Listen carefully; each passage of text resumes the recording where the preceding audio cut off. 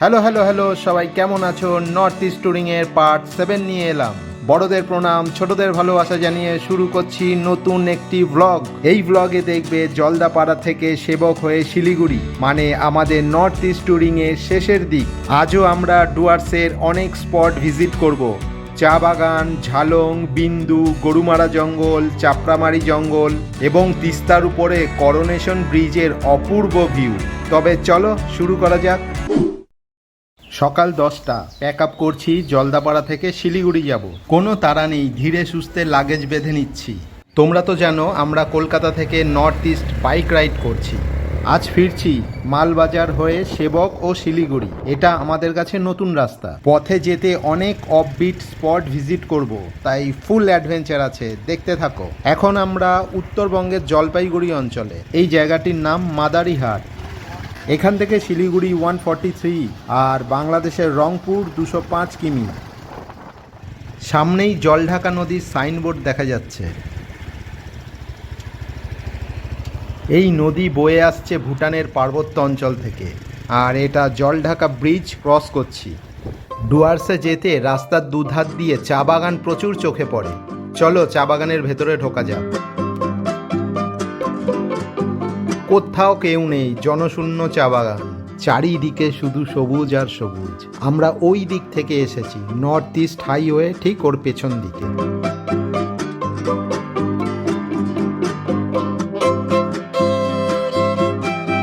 চা বাগানে এসছি আর চা পাতা তুলবো না, তাই কি হয়? চলো তোমাদের দেখাই।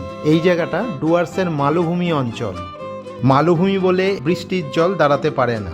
চা বাগানের সাথে একটু পরিচিতি হই। এই যে তুললাম, পিঠে খালি ঝুড়িটাই নেই, নয়তো অনেক চা পাতা তোলা যেত। অনেক চা পাতা তুলে ফেলেছি, এবার বাড়ি চলো।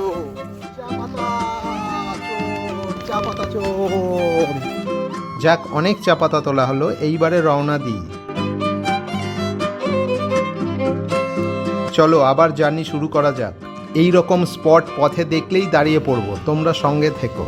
পাহাড়, নদী, জঙ্গল সবই পাবো। এই অঞ্চলটার নাম ডায়ানা, আর সামনেই ডায়ানা পর্যটন কেন্দ্র আছে।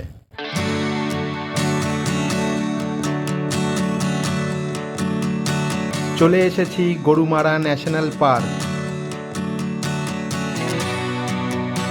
এই জঙ্গল কিন্তু ভয়ঙ্কর, জংলি হাতি ও গন্ডারের জন্যে।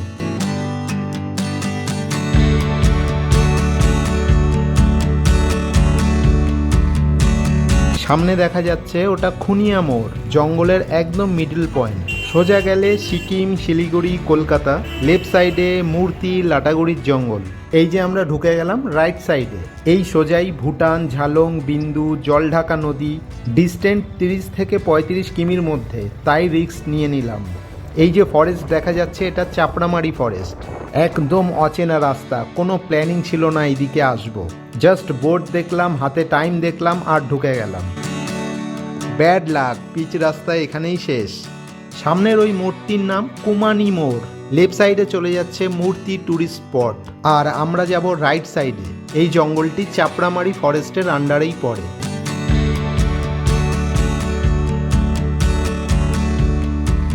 আস্তে আস্তে পাহাড়ে উঠছি, পুরোটাই অফ রোড, বেশ ভয়ঙ্কর। পাশের ওই ছোট্ট নদীটার নাম নকশাল খোলা। রাস্তা বেশ ভাঙাচোরা, তাই সাবধানে যাচ্ছি। অনেক ল্যান্ডস্লাইড হয়েছে দেখছি, কি ভয়ঙ্কর, এই পাথর ওপর থেকে পড়েছে। যাই হোক, আস্তে আস্তে এগিয়ে চলি। সামনেই কিছু স্থানীয় লোক, ওদের একটু জিজ্ঞাসা করে নিই।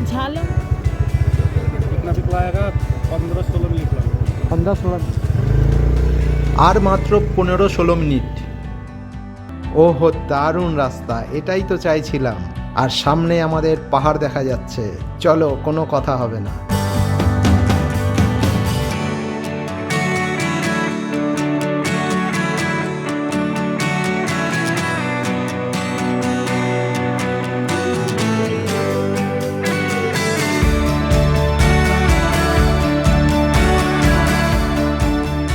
ওই রাস্তা ধরেই এসেছি, এটি ঝালংয়ের ভিউ পয়েন্ট।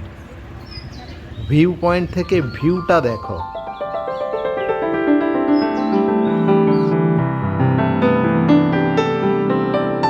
ওই যে পাহাড় দেখা যাচ্ছে, ওটা ভুটান।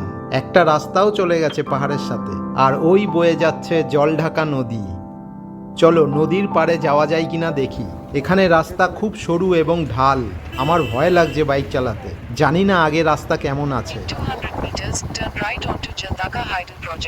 জিপিএসই আমাদের গাইড করছে। এটা একটা ছোট্ট গ্রাম, নাম জানি না। ঢুকে পড়লাম। এই তো চলে এসেছি জলঢাকা নদীর পাড়ে। দারুণ লাগছে, শোনো নদীর গর্জন।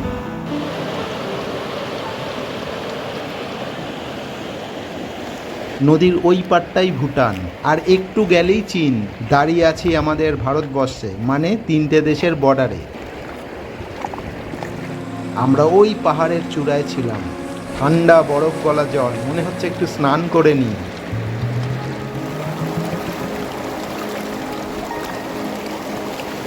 শিবলিঙ্গ না পুজো করে স্মৃতি হিসাবে কিছু পাথর নিয়ে নিলাম। জলের ভেতর থেকে না। এখানে কিন্তু টুরিস্টরা খুব একটা আসে না, সবাই সোজা চলে যায়। দেখাই যাচ্ছে এখানে আর কেউ নেই। পুলওয়ামা ঘটনার পর এভাবে ঘোরাটা একটু রিস্ক হয়ে যায়, কিন্তু একটু তো রিস্ক নিতেই হবে। ওহো, কুল গাছ, বেরিকা পের, বাহ, আবার কুলও হয়েছে দেখছি। ফুল পাকেনি। কুলগুলো সব কাঁচা ছিল, এখনো অনেক জলে জঙ্গলে ঘোরা বাকি। প্রায় 2টো বেজে গেছে। সামনেই গোর্খাল্যান্ডের একটা হোর্ডিং।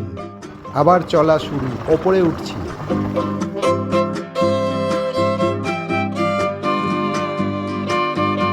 ওই যে নিচে নদী দেখা যাচ্ছে, ওখানেই ছিলাম এতক্ষণ। ঝালং ফাংচুং লামা হোমস্টে, ফোন নাম্বারও দেওয়া আছে। ওইগুলির রাবার গাছ, গাছের রস ধরার ব্যবস্থাও আছে। হিমালয় হলো প্রকৃতির ভান্ডার। জিপিএসই আমাদের গাইড করে নিয়ে যাচ্ছে। আমরা খুনিয়া ঝালং রোডের উপর দিয়ে চলেছি।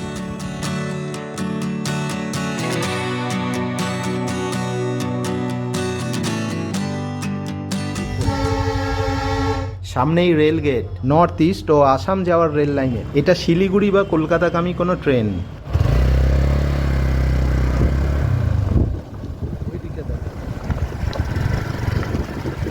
এই রোডটির নাম খুনিয়া ঝালং রোড। সামনেই খুনিয়া মোড় পাবো, চলো।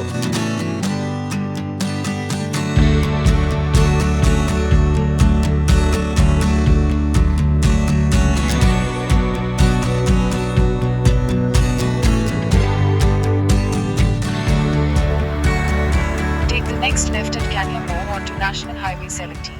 চলে এসেছি খুনিয়া মোড়। আমরা রাইট সাইডে যাব। খিদেও পেয়ে গেছে, সামনে কোনো হোটেল বা ধাবা দেখলেই দাঁড়াবো।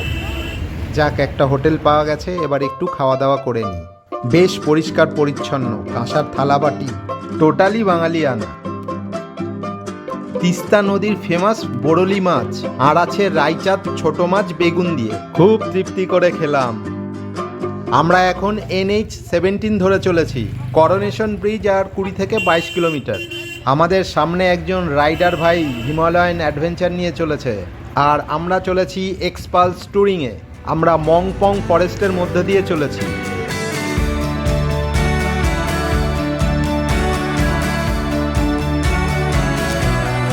ওই দেখা যাচ্ছে সূর্য প্রায় পশ্চিমে ঢলে পড়েছে, একটু দাঁড়ানো যাক। পাহাড়ের কোলে তিস্তা নদী, দারুণ।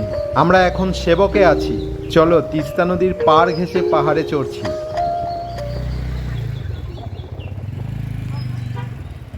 জিপিএসে দেখা যাচ্ছে তিস্তা নদীর পাশেরই রাস্তা ধরে চলেছি। এটা নর্থ ইস্ট এবং সিকিম কলকাতার মেন রোড। এই অঞ্চল সেবকের মধ্যেই পড়ে, আর সোজা ব্রিজ ক্রস করলেই সিকিম।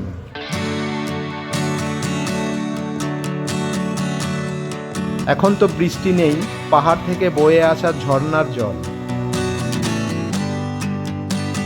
আঁকা বাঁকা রাস্তা পাহাড়ের কোল ঘেঁষে, বেশ লাগছে।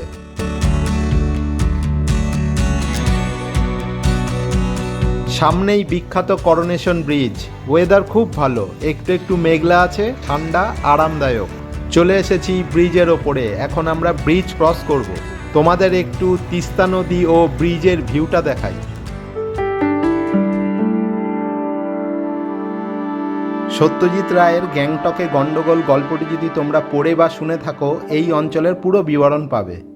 তিস্তা নদী সোজা ওই দূরে সেবক ও শিলিগুড়ি। বর্তমানে চীন ও বাংলাদেশের মেন টার্গেট এই করোনেশন ব্রিজ অপারেশন সিন্দুরের পর। এখন প্রশাসন ব্রিজে বেশিক্ষণ দাঁড়াতে দিচ্ছে না। এখান থেকে শিলিগুড়ি 22 কিলোমিটার মাত্র। ওপাশ থেকে তুলে নেয়। নর্থ ইস্টে সেভেন সিস্টার ও এই ব্রিজ নিয়ে বর্তমানে খুব আলোচনা হচ্ছে। এই অঞ্চলটাই চিকেন নেক। চীন বাংলাদেশের নজর তাই এর উপরে সবসময় থাকে। সামনেই দেখা যাচ্ছে করোনেশন মোড়, রাইট সাইড চলে যাচ্ছে গ্যাংটক, সিকিম, চীন ও নাথুলা, আর লেফটে চলে যাচ্ছে শিলিগুড়ি, কলকাতা, দার্জিলিং। আমরা লেফট সাইডে ঢুকে গেলাম। এবার এখানে একটু দাঁড়ানো যাক। এই বাস আর ছোট গাড়িগুলো সব সিকিম, গ্যাংটক থেকে আসছে। আমরা ওই পারের রাস্তা ধরে ব্রিজ ক্রস করে এখানে এলাম।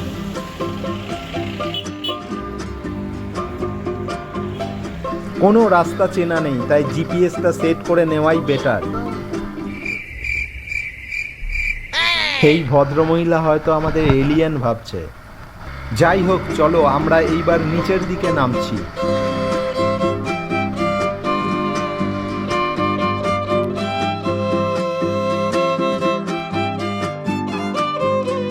হঠাৎ জ্যাম, সামনেই সেবক স্টেশন, তাই রেল গেট পড়েছে। আর ওই যে দেখা যাচ্ছে তিস্তার ওপরে সেবক রেল ব্রিজ। এখন বিকেল 5:30, সকাল 10টায় রওনা হয়েছিলাম। অবশেষে আমরা শিলিগুড়ি পৌঁছে গেছি।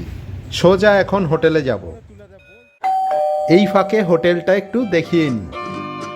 এনজিপি রেলওয়ে স্টেশনের পাশেই এই হোটেল। আমরা প্রত্যেকবার এখানেই হল্ট করছি। রুমগুলো সবই ভালো, ব্যবস্থাও ভালো, পরিষ্কার পরিচ্ছন্ন। কাল সকালে রওনা দেবো কলকাতার উদ্দেশ্যে, শিলিগুড়ি টু কলকাতা।